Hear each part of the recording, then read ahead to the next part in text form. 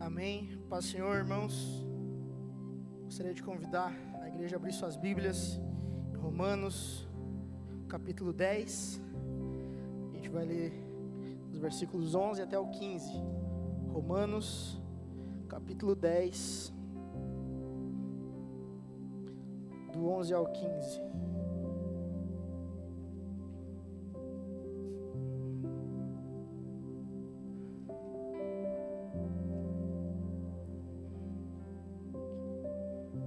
Amém? Todos acharam?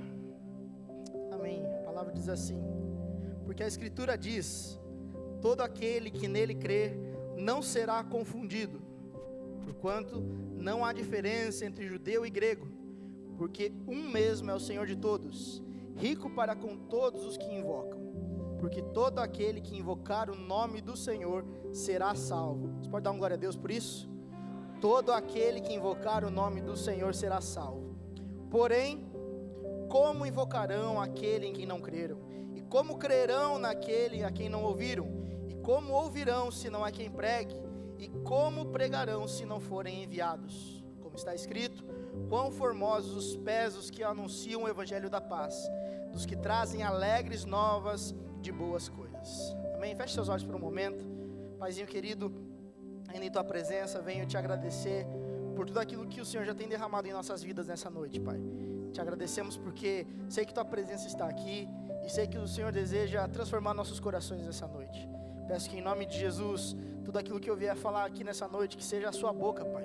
E que em nome de Jesus essa palavra venha entrar em nossos corações e que nossos corações estejam preparados, Senhor, como terra boa, e que a semente caia e gera bons frutos.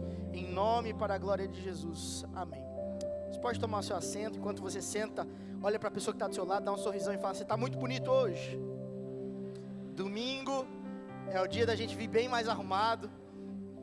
E confesso que eu estou bem nervoso. Primeira vez que estou pregando um domingo aqui, o pastor Eliezer, quando me convidou, falou para eu estar vindo para cá e eu já nervosão. Então quando vocês veem que eu estou mais arrumadinho assim, é porque geralmente eu estou dirigindo quando eu estou pregando. Então o pastor Eliezer me deu essa missão. Eu estou aqui para trazer essa mensagem para vocês hoje. O tema da mensagem de hoje é a resposta. Hoje, quando a gente abre as nossas redes sociais, ou quando a gente olha os noticiários na internet, na TV, uma das coisas que mais tem se falado nos últimos dias é o submarino que foi ver o Titanic. Todo mundo já ouviu falar desse submarino aí que foi ver o Titanic, dos bilionários que foram atrás e tudo mais, e virou notícia, virou muito falado esse assunto. Então, em todo lugar falava sobre o tal do submarino, todo lugar era Titanic, submarino, Titanic, submarino, Titanic. Então, na internet, o algoritmo da internet, geralmente quando é um assunto muito pesquisado, começa a mandar muita coisa sobre o assunto, né? Então, quando abria o YouTube lá, você via a maior parte dos vídeos que tinha lá era relacionado ao Titanic. Vídeo de 10 anos atrás, voltaram a ser postados. Por quê? Porque estava todo mundo pesquisando sobre o tal do Titanic. Abriu os streaming, você vê lá um dos filmes mais vistos, Titanic de novo, depois de tantos anos. Você vai ver documentários do Titanic na Netflix. A gente vê um monte de coisa, né? E nos últimos dias, eu passei uma experiência um pouco diferente. Fiquei boas horas dos meus dias sentado em uma cadeira de hospital. Minha esposa estava internada, para a glória de Deus, ela está bem agora aqui. Mas enquanto ela estava lá internada, dopada, eu não tinha nada para fazer, sentado naquela cadeira de hospital. Comecei a olhar, e aí eu abri na Netflix e tinha lá um documentário do Titanic, de quando o James Cameron foi ver, fazer as filmagens lá para o filme. E aí naquele documentário fala sobre algumas curiosidades, né? Sobre algumas coisas que aconteceram realmente, foi uma fatalidade, infelizmente. E lá diz que no projeto do Titanic, tinha pelo menos 64 botes projetados para ter no navio.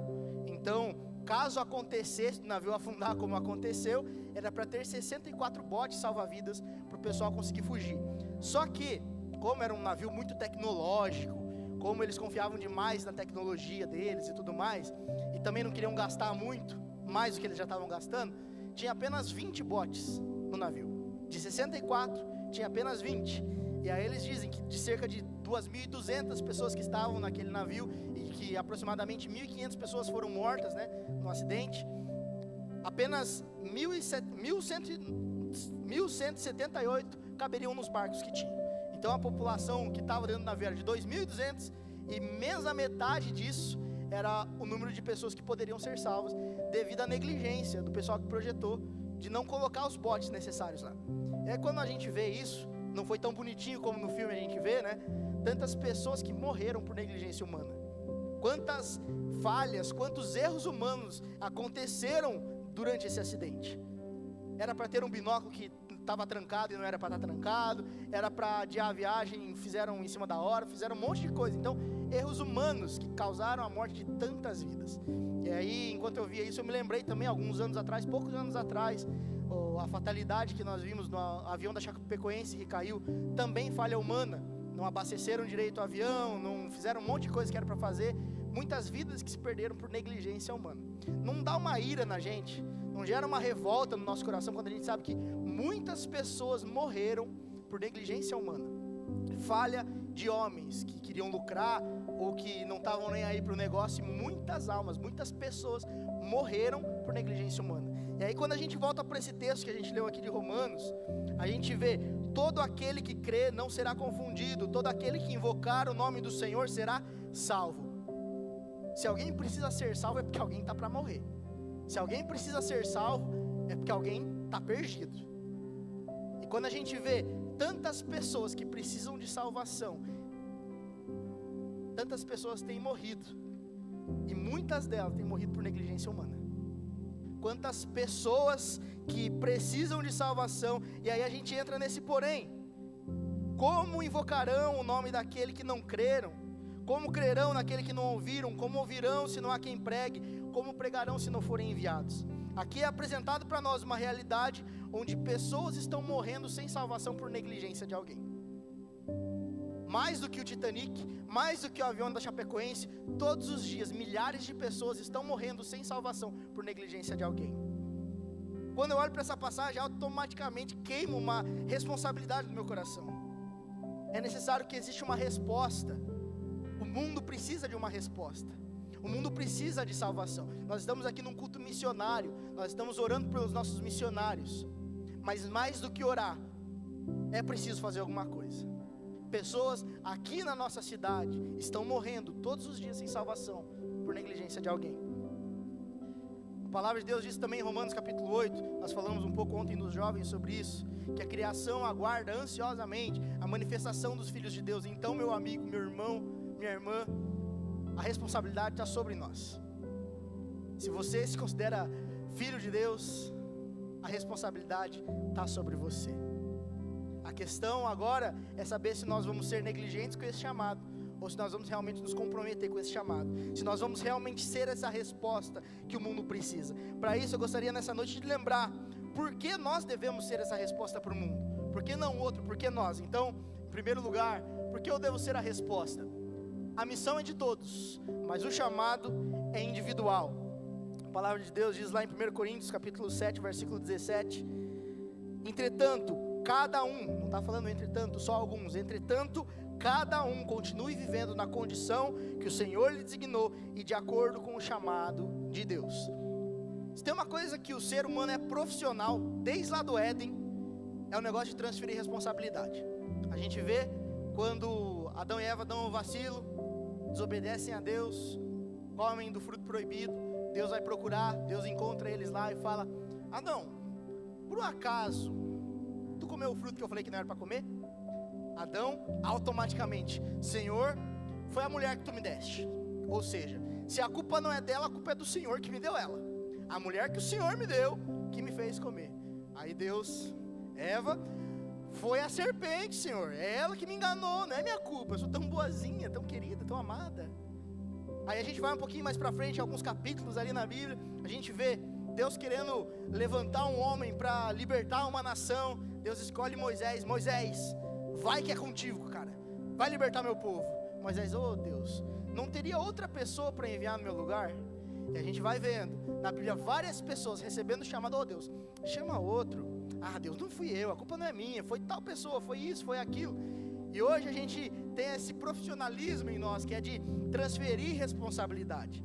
A gente joga a frase, né? Por que eu vou fazer se outro pode fazer?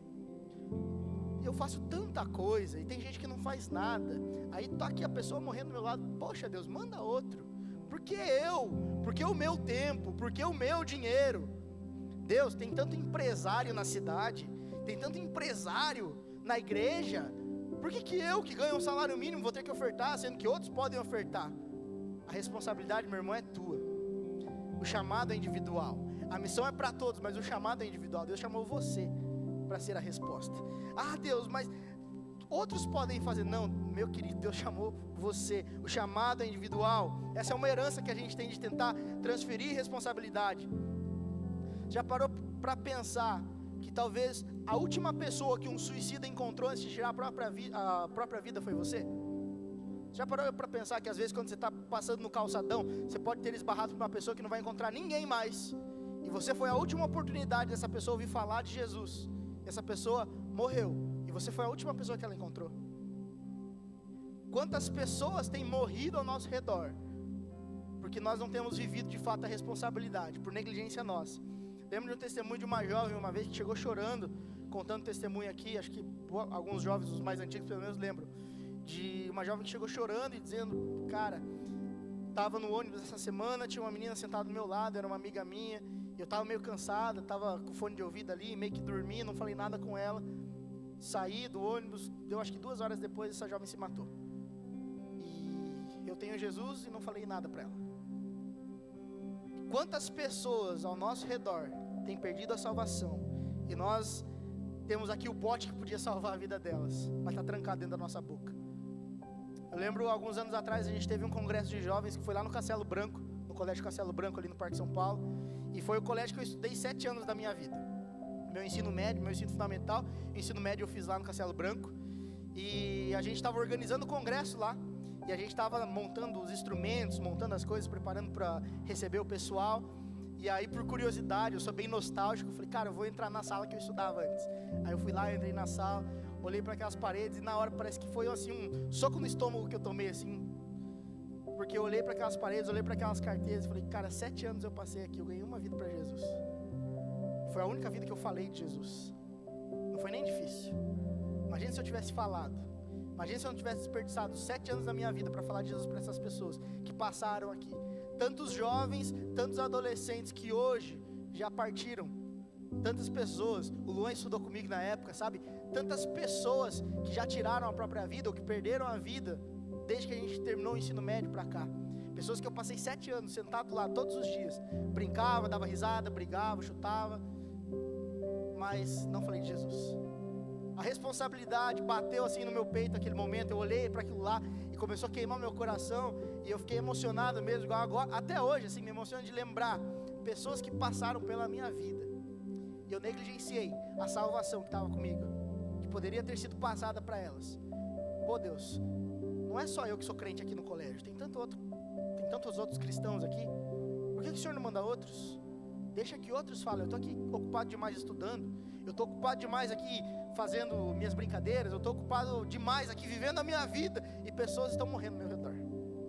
Então, quando nós vemos isso, o salmista nos fala no Salmo 139, que quando Deus nos criou, Ele criou de uma maneira íntima e pessoal. Isso quer dizer que existem coisas em nós que só nós temos. Existem coisas que só você pode fazer. Existem pessoas que só você pode alcançar.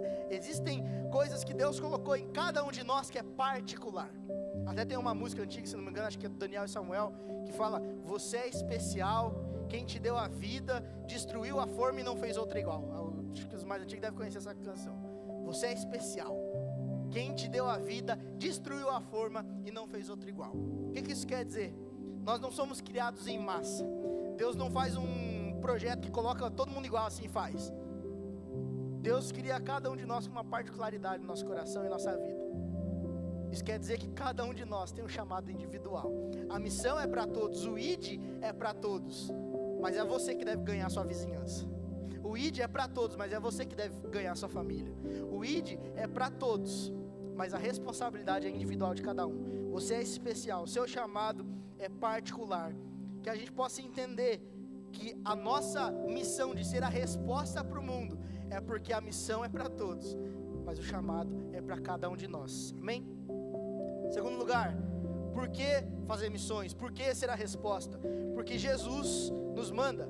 Marcos capítulo 16, versículo 15, acho que um dos versículos mais conhecidos, Jesus nos diz, né? Ide por todo mundo, pregai o evangelho a toda criatura. Por que ser a resposta para o mundo? Porque Jesus está nos mandando. O próprio Jesus ordenou. Jesus fez vários convites durante a caminhada dele aqui na terra. Ele convidou muitas pessoas para seguir ele. Alguns foram, outros não, outros traíram, mas ele convidou várias pessoas para seguir. E o mais maravilhoso de tudo é que ele estende esse convite para nós hoje. Até o nosso tema dos jovens, estão vendo esses jovens tudo bonito aqui com a camiseta tinha nova dos forasteiros, siga-me. Esse convite é estendido para nós. Jesus fala: se alguém quiser vir após mim, negue-se a si mesmo, tome a sua cruz e siga-me. Então Jesus nos convida a seguir, mas nada disso é obrigatório. Jesus não está usando os poderes, Jesus não está com uma arma apontada para ninguém, falando vem e me siga, não. É um convite. Só que todo aquele que aceita o convite para seguir, existem algumas condições que ele coloca. Inclusive ele fala: não quero mais chamar vocês de servos, eu quero chamar vocês de amigos. Mas para você ser meu amigo, você precisa obedecer aquilo que eu te falo. Então Jesus te dá uma opção de seguir ele ou não, de ser amigo dele ou não. Mas se você deseja seguir, se você deseja ser amigo dele, existem algumas condições, que é obedecer a voz dele. Já pensou no privilégio que é ser amigo de Cristo? Amigo de Jesus, chamado de amigo. Estava vendo essa semana, lembrando de, enquanto eu preparava essa mensagem, até achei engraçado. Tem um primo meu que mora lá em Belo Horizonte, e ele é vizinho do Eli Soares. Eli Soares, para quem não conhece, é um cantor gospel aí, que é um dos mais conhecidos atualmente. Eli Soares canta muito, toca, tem vários CDs gravados, é um cara muito famoso no meio gospel aí. E meu primo cresceu com ele, é vizinho dele. E aí um dia ele me mostrou essa última música que a gente cantou aqui, a Yeshua. Eu mandei pro meu primo quando eu tinha recém escrito ela. E aí meu primo mostrou para Eli Soares. E aí pouco tempo depois, era perto do Natal, ele me mandou um vídeo, abraçado com Eli Soares. E Eli Soares olha assim e fala: e aí Juninho, meu amigo, quando você vier para Feliz Natal, quando você vier para Belo Horizonte, vem aqui fazer um som comigo. Meu irmão, Eli Soares mandando um vídeo para mim, falando vem tocar comigo. Nossa, tremia minhas pernas. Ele me chamou de amigo. Eli Soares, meu amigo. Agora imagina, quem é Eli Soares na fila do pão? Quando o Criador do universo, aquele que chama as estrelas pelo nome, quer chamar cada um de nós de amigo. Olha a intimidade, olha o amor. Jesus, o Criador, olha nos seus olhos e fala: Caleb, eu quero te chamar de amigo. Laim, eu quero te chamar de amigo. Só que para isso, você precisa me obedecer. Aí entra a parte difícil: obedecer.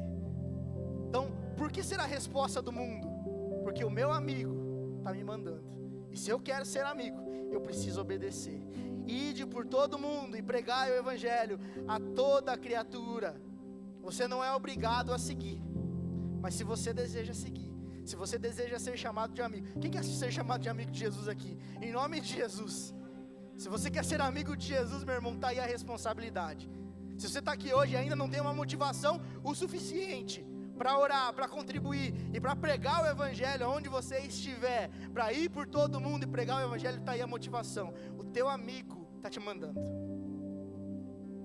Que em nome de Jesus a gente possa arder no coração, entendendo que essa é a motivação, esse é o combustível que nos motiva, ser amigos de Cristo. Que em nome de Jesus isso possa gravar no nosso coração. Para encerrar já, por que eu devo ser a resposta para o mundo? Porque eu desejo que Jesus volte. Mateus 24:14 diz: e esse evangelho do reino será pregado em todo o mundo, em testemunho a todas as nações, e então virá o fim. Quando esse evangelho alcançar o mundo inteiro, então Jesus virá. Será que a gente tem adotado o estilo de vida Maranata? Nós cantamos Maranata, lemos Maranata, alguns usam camiseta escrito Maranata, mas será que nós temos vivido um estilo de vida Maranata? Que é um estilo de vida que não apenas aguarda Jesus voltar, mas que tem sede para que Jesus volte, que apressa a volta de Jesus. A gente pode sim apressar a volta de Jesus, pregando o evangelho para todos, da forma mais impossível, gritando para todos que Jesus ama, que Jesus é o único caminho, a verdade e a vida. Quando todos ouvirem essa mensagem, então virá o fim. Eu amo viajar, e essa semana eu tive um privilégio, realizei um dos sonhos da minha vida quando eu era pequeno. eu olhava para o céu, via os aviões passando e falava, nossa, um dia eu quero crescer para andar de avião, um dia eu quero ver. Nunca tinha andado. Eu tive o privilégio esse final de semana de viajar de avião pela primeira vez. Fui para Porto Alegre e vivi algo extraordinário. Irmãos do céu, até ligar o avião, eu não sei como é que eu continuei vivo. Estava sentado, a Juliana do lado com o celular me filmando, porque ela imaginava que seria uma reação estranha a minha mesmo. E eu na janela olhando, e meu coração assim, eu falei, meu Deus, segura esse, o avião não tinha nem ligado, estava lá parado, embarcando, oh Deus, ali, nervoso. Aí eu ouvi dizer que quando o avião decola, ele tem que pegar uma velocidade muito forte para decolar. E eu ali, qual será que é essa velocidade? Meu Deus. Aí o avião começou a sair, devagarinho, deu a ré, e foi indo. Eu já estava nervoso, falei, nossa, que velocidade, meu Deus. Aí ele parou, não tinha nem começado ainda, ele só estava dando a volta para começar a correr. Aí parou, falei, o que aconteceu? Turbulência, parada? E aí começou, colei no banco e pá, e voou e tal. E foi, meu Deus, o que é isso? Aí o avião dava uma balançadinha, a Ju olhava e tava assim, turbulência, ó. Mas foi uma experiência maravilhosa. Aí eu conheci Porto Alegre, a gente visitou pontos turísticos lá, maravilhoso, vários museus muito bonitos. A gente foi no shopping, gigantesco. Tem até hospital dentro do shopping, nunca tinha visto na minha vida. Mas que legal, bonito, maravilhoso. A gente ficou no hotel, comemos em vários restaurantes legais e tudo mais. Só que, meu irmão, que saudade da minha casa. Que saudade da minha cama. Eu deitava na cama do hotel e falava, a minha nem faz. Poxa, saudade do cheirinho da minha coberta, saudade do meu chuveiro, saudade da minha cidade. Porto Alegre é uma cidade muito grande, maravilhosa, tecnológica, mas uma cidade muito suja. E eu falo, poxa, minha Cascavel é tão bonita. Oh, a Cascavel, segunda melhor cidade do Brasil para se morar. Oh, que bênção. A saudade que eu tava de casa. Eu amo viajar, amo praia. Alguns tempos atrás tive o privilégio também de ir lá para a casa do Jonathan, do nosso querido Johnny. E lá, praiona, ele tem uma piscinona em casa. Eu, nossa, mas deu 3 dias, que saudade da minha casa, da minha privacidade. Eu amo estar em casa. E aí a gente vê Jesus que nos deixou uma promessa. Ele falou, eu estou indo, mas eu vou para preparar a casa de vocês. Eu estou indo para preparar o lugar de vocês. Eu estou indo para preparar a morada de vocês. Paulo diz em 2 Coríntios capítulo 5, versículo 1, que melhor ainda do que a nossa casa terrena é a nossa casa que está no céu, que não foi construída por mãos humanas. E a gente tem essa casa. Só que será que a gente tem saudade de casa? Será que a gente entende que aqui na terra nós não somos desse mundo, que nós somos forasteiros aqui, que nós somos estrangeiros aqui, que nós não pertencemos a esse lugar, e que a nossa cidade, que a nossa casa está no céu, e que Jesus está esperando só a gente terminar de fazer a nossa missão para Ele voltar? Jesus está preparando o lugar. Talvez seu quartinho já esteja arrumado, talvez sua toalhinha esteja dobrada em cima da cama lá, esperando você, e tudo que falta é um vizinho teu que ainda não ouviu falar de Jesus. Talvez tudo que falte são os nossos vizinhos, a nossa família, pessoas ao nosso redor que estão morrendo sem salvação por negligência nossa. Olha o peso disso. Muitas pessoas se perdendo. E muitas vezes nós temos vivido aqui de uma forma em que a gente esquece que nós temos uma casa para voltar, que nós temos um lar para voltar. E a gente vive aqui como se aqui fosse a nossa única vida, como se isso aqui se limitasse aos nossos, 100 anos de vida. O que nós temos feito com a nossa vida aqui enquanto nós estamos na terra? O problema é que a gente tem se acomodado, nos acostumado com a vida daqui. Afinal, eu já construí tanto, já conquistei tanto, a minha vida aqui é tão boa, Jesus. Eu tenho os boletos para pagar, mas eu consigo pagar. Ah, Jesus, deixa eu casar primeiro, deixa eu ter meu filho primeiro então, deixa eu ver meus netos crescer, daí o Senhor volta. Será que a gente está com saudade de casa? Que a gente não vê a hora de olhar para o céu, de ver Jesus, de voltar para casa, meu irmão? De que vale conquistar tanto? De que vale correr atrás de tanto conforto na terra? De que vale ganhar o mundo inteiro e perder a nossa alma? Que a gente possa viver, meus irmãos, de maneira em que a gente pense na nossa vida eterna, não só na nossa vida terrena, mas na eternidade. Lembre-se, meu irmão, que existe algo muito maior, muito melhor nos aguardando, muito melhor de tudo isso que nós temos vivido. Jamais se esqueça que as dezenas de anos que a gente viver aqui na terra não se comparam à eternidade, que é morar com Cristo, que é viver, caminhar em ruas de ouro. Imagina, que maravilha. Nem ligo para a rua de ouro, na verdade. Vou pisar nela mesmo. Mas tá com Jesus, tá com o Criador, onde a gente ouve os anjos cantando santo, santo, santo, e a gente poder entrar no coral, santo, santo, santo. Tudo isso que a gente canta, que a gente vive, que a gente se emociona aqui, não é nada comparado àquilo que tem lá em cima, nos aguardando. Então que em nome de Jesus, nós possamos apressar a volta de Cristo, não apenas aguardar, mas ansiar por ela. Quando a gente começar a sentir falta de verdade do nosso lar celeste, onde não haverá mais morte, onde não haverá mais tristeza, onde não haverá mais choro, aí sim a gente vai poder cumprir a nossa missão, com paixão no coração, com sangue nos olhos, como diz, cumprindo a nossa missão, alcançando o mundo com o Evangelho. A criação clama, as pessoas estão morrendo, nessa tragédia que todos os dias acontece, vidas sendo ceifadas sem salvação. Que não seja por negligência nossa, que não seja por falta nossa, que nós possamos estar encontrados, cumprindo a missão que é nossa. Para concluir já, eu devo ser a resposta que o mundo precisa, só que não é fácil. Eu sei que falar aqui, se emocionar, até que esse fundinho maravilhoso de teclado aqui é maravilhoso, mas viver isso não é fácil. Só que é uma responsabilidade muito grande. E viver com uma responsabilidade não é tão fácil também. Saber que muitas pessoas podem estar morrendo sem salvação por nossa culpa. Só que, além dessa responsabilidade, nós temos uma promessa. Eis que estou convosco todos os dias, até a consumação dos séculos. Nós não estamos caminhando sozinhos. Nós não estamos sozinhos. Não tenha medo, não tenha receio de se entregar totalmente. Não tenha medo de viver a tua vida com intensidade. Porque Ele te chamou individualmente, só que Ele não te deixa sozinho. O chamado é individual, mas Ele está com você todos os dias até a consumação dos séculos. Ele te dá uma ordem, só que Ele é o amigo que está contigo enquanto você cumpre essa ordem. Essa ordem é para que Ele te chame de amigo e caminhe contigo. E tudo isso porque Ele está preparando uma morada para nós. Então vamos apressar a vinda dEle, que a gente possa viver de fato esse estilo de vida maranata, em que a gente não só espera a volta de Cristo, mas que a gente faz algo para apressar ela, que a gente aguarda ansiosamente. Será que nós estamos cumprindo a nossa missão?